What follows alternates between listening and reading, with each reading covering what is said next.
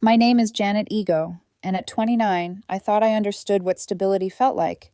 It looked like Sunday mornings in Evan's kitchen, the smell of burnt toast he always swore wasn't burnt, the soft hum of wedding plans we whispered about like a future we'd already stepped into. For 3 years, Evan Cole had been my steady place, warm, dependable, gentle in the ways that mattered. At least that was the version of him I knew, until February. We got engaged last October. His mother cried. Mine sent me 1,000 heart emojis. We opened a joint wedding savings account. My idea, but he agreed immediately, smiling like he'd been waiting for me to ask. I made more money than he did, so I contributed more, and I didn't mind. Relationships aren't 50-50 all the time. Sometimes one partner carries more weight. I was prepared for that. But I wasn't prepared for betrayal wearing the mask of kindness. Every month, I deposited my portion into the account. Consistent, disciplined, responsible. Evan's contributions were softer. Some months he gave $50, some months nothing. He always had explanations. Car problems, paying his sister's vet bill, short week at work. I didn't press him. I thought love meant understanding. We were supposed to get married in April, just 2 months away. His father had already paid a hefty deposit on the venue. My parents were preparing the rehearsal dinner. All that was left was the honeymoon fund, which we were saving toward together. And then came the day everything cracked. The day I learned that trust can disappear with a single tap on a banking app. It was mid-February. I was at work on my lunch break, scrolling through travel packages for Greece. Evan always joked he wanted an ocean view room because we only do a honeymoon once. I logged into the wedding account, smiling to myself, and the number hit me in the chest like getting shoved underwater. 47. Not a typo, not a glitch, not a small withdrawal. 47 cents. I stared at the screen, refreshing it again and again and again, as if the universe might suddenly correct itself. But reality stayed exactly the same. My heart started pounding. My fingers went cold. I checked the transaction history, scrolling past months of careful deposits, and then I saw it. One withdrawal, 2 days ago, $9,000, transferred to an external account I didn't recognize. Memo, personal. My pulse turned into a roar in my ears. I called Evan, straight to voicemail, texted him, nothing, called again, still nothing. My coworker, Lena, caught sight of my face and whispered, "Are you okay? You look like you just saw a ghost." I wish it had been a ghost.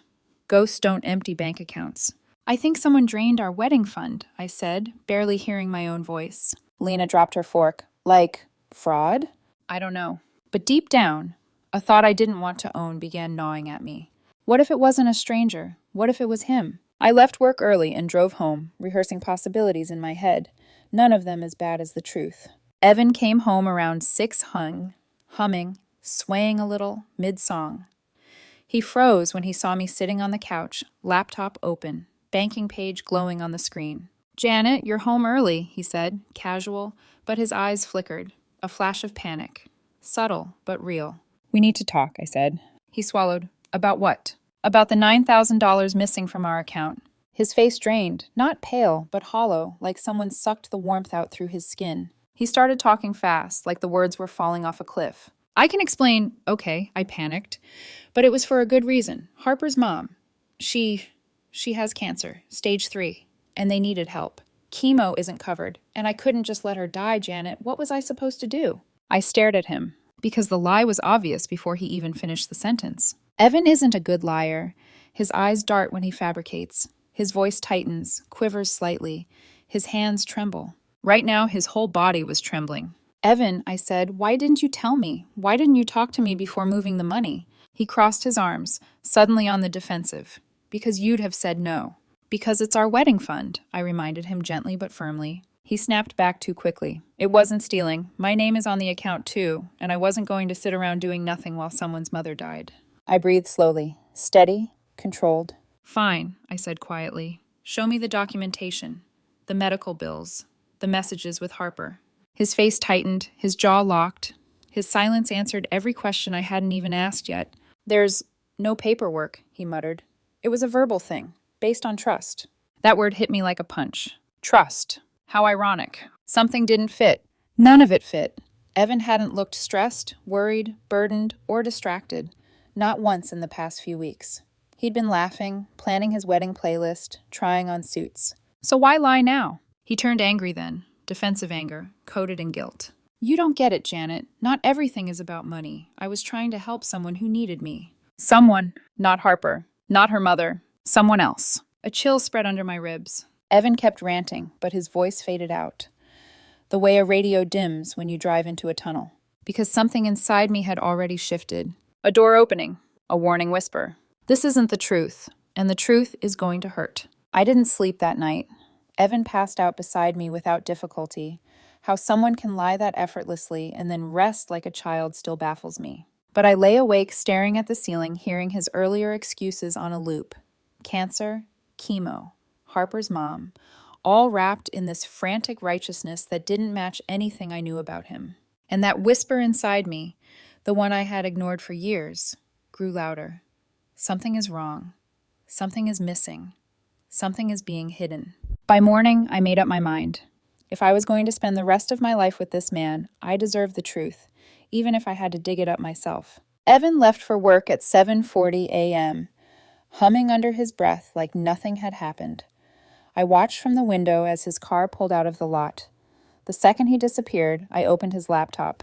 Not my proudest moment, but betrayal forces you into corners you never thought you'd stand in. His laptop wasn't password protected. Evan liked convenience over security. Lucky for me. Or unlucky, depending on how you look at the truth. I opened Facebook Messenger first, typing Harper into the search bar. Nothing. No recent messages, no conversations, not even a meme exchange. Nothing about a sick mother, not a single mention of chemo, bills, emergencies, nothing. My stomach tightened. I checked his texts. No Harper, no crisis, no late-night pleas for financial help. The entire cancer story had crumbled before it even began. I sat there, breathing through the swelling shock. So where did the money go? Scrolling through his inbox, I saw a name pinned to the top. Tyla Mercer, a name I hadn't heard in years. A name Evan had once mentioned in passing. His ex-girlfriend from college. The first love, the what if, the one he always insisted he'd gotten over. My hand went cold around the mouse. I clicked, and the truth opened like a trapdoor beneath me. 4 months of messages. Daily messages, morning texts, goodnight voice notes, inside jokes, photos, memes, confessions. Evan wasn't supporting a friend in crisis. He was pouring pieces of himself into another woman. Not just any woman, Tyla, his ex, his unresolved past, his emotional refuge. I scrolled, my breath catching on every line. I miss how easy things were with you. You're the only one who understands me. Janet is wonderful, but different. Different. There it was, the first knife. Then the second. 3 weeks ago, Tyla had written, I'm jealous. My friend just upgraded her whole gaming setup. I wish I could, but I'm so broke. A simple complaint, but Evan's response? Send me the link. Let me see what I can do. My heart stopped. Scrolling deeper, I found it. February 10th, 2 days before the money disappeared. Tyla sent him a detailed gaming PC build. Tower, monitors, accessories, desk, chair. $8,500 total. His response? You deserve good things, Tyla. I'll get it for you. Her reply? You always take care of me. My pulse slammed behind my ribs. He didn't give $9,000 to Harper or to a cancer patient. He gave it to Tyla, the woman who once broke his heart and now, apparently, was stitching herself back into his life with compliments and vulnerability. I kept reading. More heart emojis, more emotional intimacy, more excuses disguised as sympathy. Messages about how she felt lost and alone. Messages where he called her special. Messages that sounded nothing like friendly support. And then, the confirmation that shattered whatever hope I still clung to. Tyla, when do I get to see you again? I want you to come over and check out the setup once it's built. Evan, soon. Things are complicated right now, but we'll figure it out, I promise. Complicated, because I existed. Because our wedding was 2 months away, because I was the barrier between him and whatever fantasies he was resurrecting with his ex-girlfriend. My lungs burned. My eyes felt hot. The room felt suddenly too small. I scrolled to the Venmo screenshot Tyla had sent him. $9,000 received heart emojis and a message that read, I don't know what I did to deserve you. Evan replied, anything for you. Anything. Anything but honesty, apparently. Anything but loyalty. Anything but the future he had promised me. I sat back numb. There is a kind of heartbreak that doesn't feel like crying. It feels like frostbite. Cold. Silent. Shattering you one nerve at a time. I forwarded every message to myself, screenshotted every thread, captured every financial record. Not for revenge, for protection. Because the man I loved had officially become a stranger, and strangers with access to your bank account are dangerous. My mind shifted into survival mode. I called an attorney, my cousin's recommendation, someone who specialized in civil litigation. I sent him what I found. He called back within the hour. "Janet, this is fraud," he said plainly. "He lied about a medical emergency to stop you from intervening. You can sue him, and her." My voice cracked only once when I asked, "What do I do now?" He said, "You gather everything, then you let me handle the rest." I hung up, staring out the window. Outside, the world kept moving. Kids played, cars passed, a dog barked somewhere down the street. Life didn't pause just because mine had fractured. When Evan came home that night, he kissed my cheek. My skin flinched. He didn't notice. He talked about work, dinner, weekend plans. I listened, nodded, smiled at the right times, all while knowing that I wasn't listening to my fiancé. I was listening to a man who had taken our future, wrapped it in a lie, and handed it to another woman. And tomorrow, I was going to confront him with the truth he never expected me to find.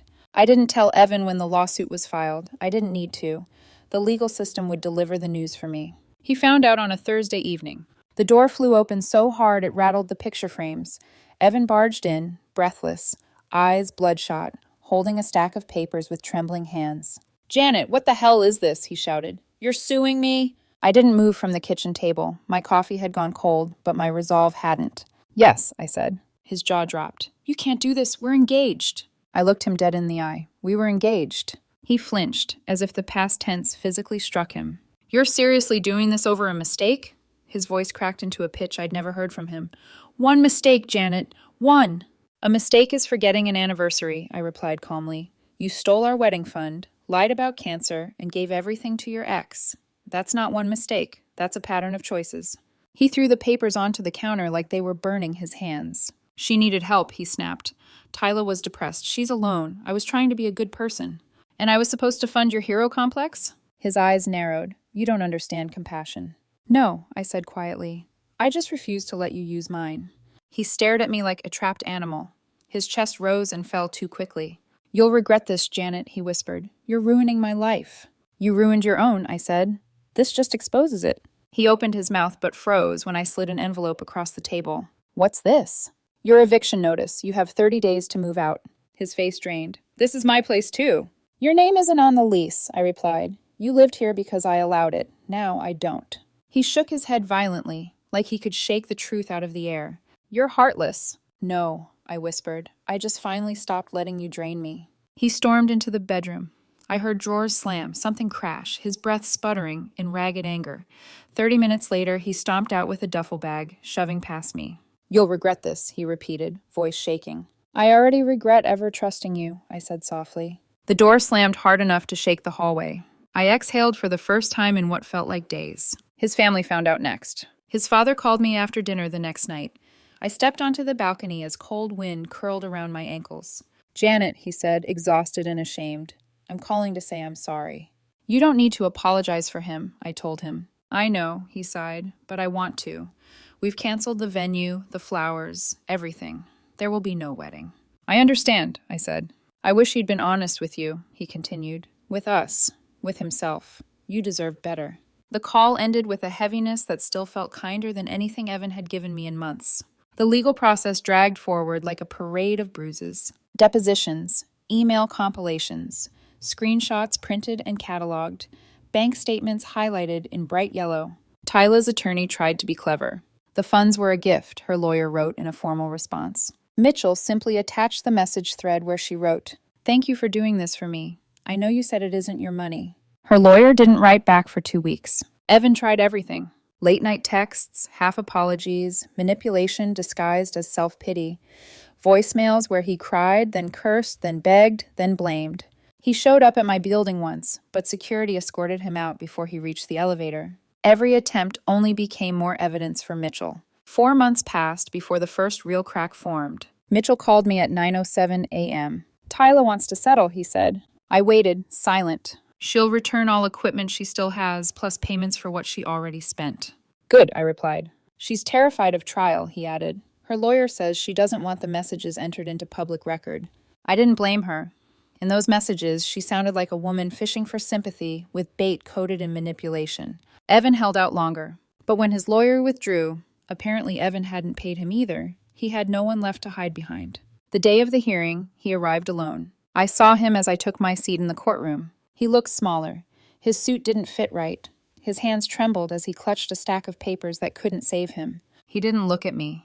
He didn't look at anyone. Just stared at the floor like it might open and swallow him. The judge read through the case file slowly, carefully. "Mr. Cole," he finally said, "did you fabricate a medical emergency to justify moving funds from a shared account without Ms. Ego's consent?" Evan's voice was barely audible. "Yes." "And did you transfer these funds to Ms. Mercer for personal use?" Yes." The judge nodded once, firm and final. "Judgment for Ms. Ego. Mr. Cole is ordered to repay the full amount plus court costs and interest within 90 days. Failure to do so will result in wage garnishment." Evan sagged into his chair, face crumpling. I didn't feel satisfaction, not joy, not vindication. Just closure, the kind that feels like stitching up a wound still tender to the touch. Outside the courthouse, sunlight hit the pavement in blinding white streaks.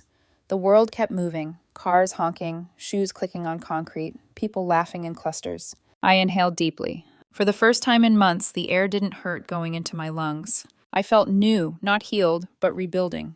Piece by piece. Evan didn't disappear after the hearing. I knew he wouldn't. Not someone like him. People who lie that easily cling even harder once the truth exposes them. It started with apologetic texts, then long paragraphs about how he never meant to hurt me, then voice notes filled with shaky breathing and half sobs. I ignored everything. Then came the grand finale. He showed up outside my building one Saturday morning, sitting on the curb like a stray dog who'd lost its home. I saw him through the lobby's glass wall while retrieving my mail. He stood when I stepped outside. "Janet," he whispered, eyes red. "Please, I need to talk to you."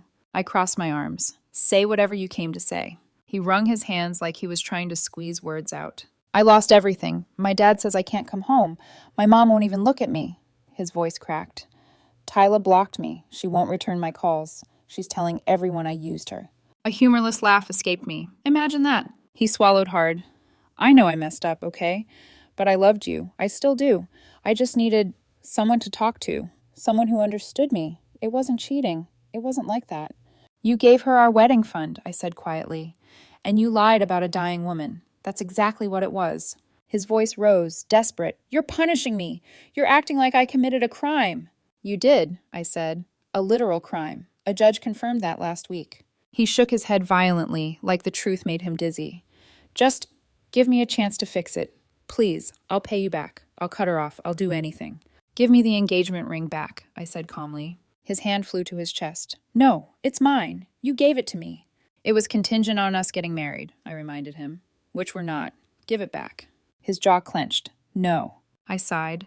"Then this conversation is over." He backed up a step, then lifted the chain around his neck. The ring dangled from it. He stared at me with something unhinged in his eyes. "You want it?" he whispered. "Fine." And then he put the ring in his mouth. Before I could shout, he tried to swallow it. It didn't go down. He choked, hands flying to his throat, gagging, stumbling backward, eyes bulging. For 1 second, I just stared. Then instinct took over. I grabbed him, turned him around, and thrust upward under his ribs. Once, twice. Nothing. His face purpled. Third thrust. The ring shot out like a bullet, clattering against the pavement. Evan collapsed to his knees, coughing so violently he nearly puked. I stepped away. He wheezed, grabbing at the concrete. You tried to kill me." "No," I said coldly. "I saved your life. Again. Unfortunately." He crawled toward the ring, reaching out. Another hand swooped in and snatched it first. My neighbor, Kevin, who had wandered outside mid-chaos, held the ring above his head like a referee declaring victory. "Got it!" Kevin yelled. Evan dropped his forehead to the pavement and let out a guttural scream. People were staring from balconies. A dog barked. A baby cried. The entire scene looked like a tragic comedy unfolding in slow motion. I walked to Kevin, took the ring from his hand, wiped it clean on my shirt, and pocketed it. Evan finally staggered to his feet, tears streaking down his face. "You're horrible," he rasped. "You're enjoying this." "I'm enjoying the truth," I said. "And the truth is, you don't get to manipulate me anymore." "You ruined my life," he whispered. I exhaled, soft but firm. No, Evan, you ruined your own life. I just refuse to drown with you. He stared at me, defeated but hateful, then turned and stumbled down the street. I didn't watch him go long. I didn't need to. Some people walk out of your life so loudly, you never have to worry about hearing from them again. With the lawsuit behind me and Evan gone, the apartment felt like a space I had never fully lived in before, as if I had always been waiting for the other shoe to drop. And now the floor was finally still. I started rebuilding myself. I slept in. I started running again at sunrise. I stopped checking my phone every 10 minutes for damage control. For the first time in ages, silence didn't scare me. 6 months later, at a friend's birthday dinner, I met Daniel Reyes. He wasn't charming. He wasn't showy. He wasn't trying to impress anyone. He was just kind. He held doors without making it a performance. Listened when I spoke, laughed easily. Looked at me like I was a person, not a project or a placeholder. I wasn't looking for anything. But sometimes healing doesn't ask for permission. It arrives quietly and sits beside you until you're brave enough to look its way. Daniel and I started talking, then texting, then accidentally spending every free evening together. He never pushed, never overstepped, never acted insecure when I hesitated. After a month, he finally asked, "Are you ready to date again?" I considered lying, but I had promised myself I'd stop living behind softened truths. "Yes," I said, and out loud it felt real. We became something, gentle, steady, slow, the opposite of everything I survived. Little did I know Evan hadn't disappeared. Not completely. His name returned one morning in the form of a message notification on Daniel's phone, one sent from a burner account, full of old pictures and half-truths designed to poison us. But I wasn't the woman he used to manipulate. Not anymore. Evan didn't reappear in person. He reappeared digitally, like a stain that kept bleeding through paint. Daniel and I were eating breakfast on a quiet Sunday morning, sunlight spilling across the kitchen counter, when his phone buzzed twice, then a third time. Daniel frowned, picked it up, and his eyebrows furrowed. "Do you know someone named Evan Cole?" he asked slowly. My heart dropped. "Why?" He turned the screen toward me. A long message from a username I didn't recognize, but the words, they were unmistakably Evan's. It began politely enough. "Hey man, you don't know me, but you should know the truth about the woman you're dating." Then it devolved into a spiral of desperation. She and I are still together. She cheated on me. She stole from me. Ask her to show you her real messages and you'll see. Attached were photos from 2 years ago. Selfies, engagement pictures, smiling snapshots from holidays long before he dismantled everything. Daniel scrolled in silence. My stomach turned. "Daniel, I can explain all of that."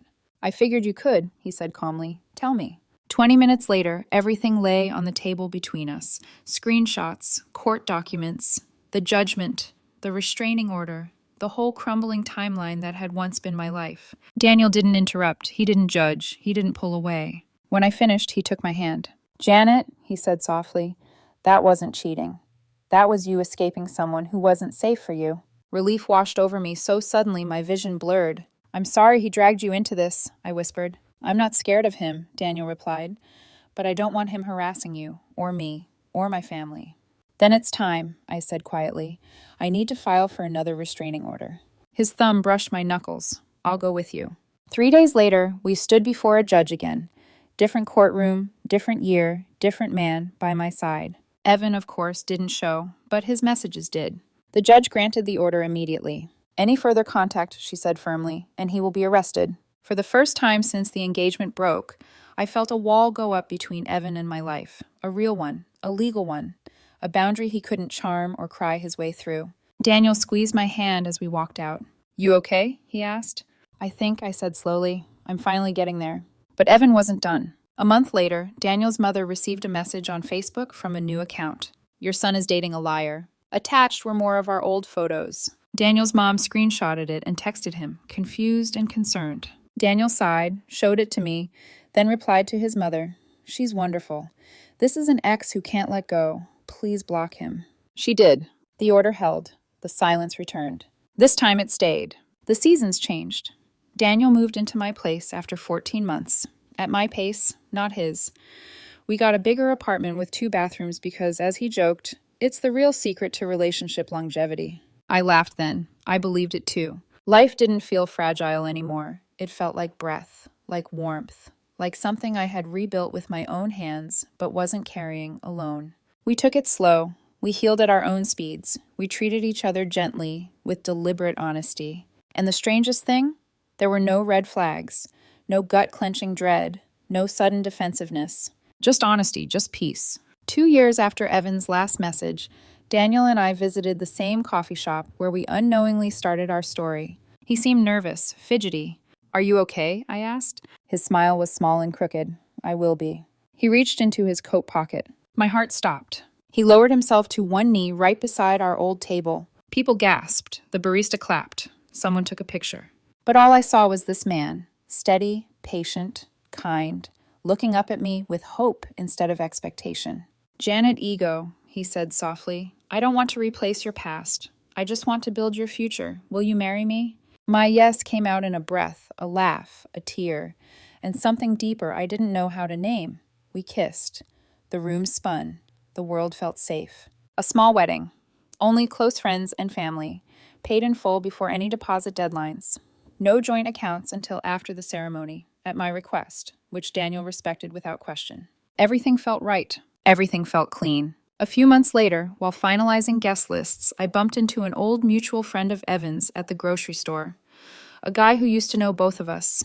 We made small talk. He congratulated me on the engagement. Then he hesitated. I guess you haven't heard," he murmured. "Heard what?" "Evan moved, new city, new job, new people, but he still tells everyone you ruined his life." I froze for only a second. Then I smiled. A small, sad, understanding smile, not for him, but for myself, for the person I used to be. "No," I said gently. "He ruined his own life. I just stopped living in the wreckage." The friend nodded slowly, almost relieved. "I figured you'd say something like that." We parted ways. I walked to my car feeling lighter than I ever had before. Not because Evan was gone, but because his story was no longer my burden. His choices were no longer my shadow. His voice was no longer in my head. My life had become mine again, and I was finally free to fill it with something better than survival, someone better than sorrow, someone like Daniel, someone like myself. The past was still there, but it no longer defined the air I breathed. And as I drove home, window cracked, wind brushing my hair, I finally realized healing doesn't feel like triumph, it feels like peace. And peace, after everything, was the happiest ending I could have written.